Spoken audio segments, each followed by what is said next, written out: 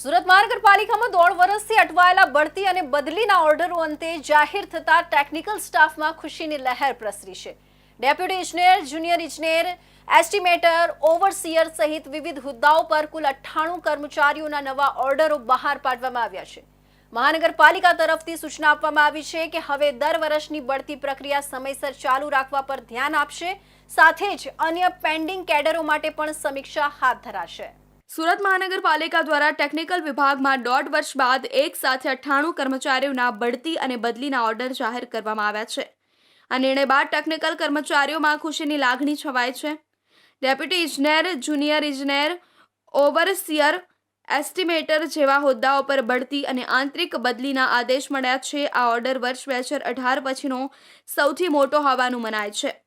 Technical staff union દ્વારા છેલ્લા કેટલાય મહિનાઓથી આ મુદ્દે રજૂઆતો કરવામાં આવી રહી હતી। કર્મચારીઓની સમસ્યાઓ અને રજૂઆતોને ધ્યાનમાં રાખીને ડેપ્યુટી કમિશનર નિધિ સિવાચ દ્વારા આ મામલે તાત્કાલિક કામગીરી હાથ ધરવામાં આવી હતી। તેમની હકારાત્મક દ્રષ્ટિ અને અસરકારક સંકલનના પરિણામે આખરે આ મોટા સ્તરના બઢતી બદલાના ઓર્ડર બહાર પડ્યા છે।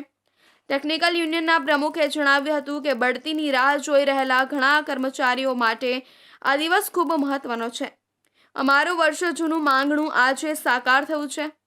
મુખ્ય મુદ્દાઓમાં કુલ 98 કર્મચારીઓના ઓર્ડર, 2018 પછીનો સૌથી મોટો ઓર્ડર, જુનિયરથી ડેપ્યુટી ઇજનેર સુધીના હોદ્દાઓનો સમાવેશ, ઘણા કર્મચારીઓને બઢતી, કેટલાકને આંતરિક બદલી અને યુનિયન દ્વારા અનેક વખત રજૂઆતો બાદ નિર્ણયનો સમાવેશ કરવામાં આવ્યો છે। આ નિર્ણયના પગલે મહાનગરપાલિકામાં કાર્યક્ષમતા, જવાબદારી અને સ્ટાફ સંતુલન વધશે તેમ માનવામાં આવે છે। મહાનગરપાલિકા તંત્રના ઉચ્ચ અધિકારીઓ દ્વારા જણાવાયું કે આવનારા સમયમાં પેન્ડિંગ રહેલા અન્ય વિભાગોના ઓર્ડરો પણ તબક્કાવાર બહાર પાડવામાં આવશે। ટેકનિકલ કેડરના કર્મચારીઓ માટે આ નિર્ણય મરુભૂમિમાં વરસાદ સમાન સાબિત થયો છે।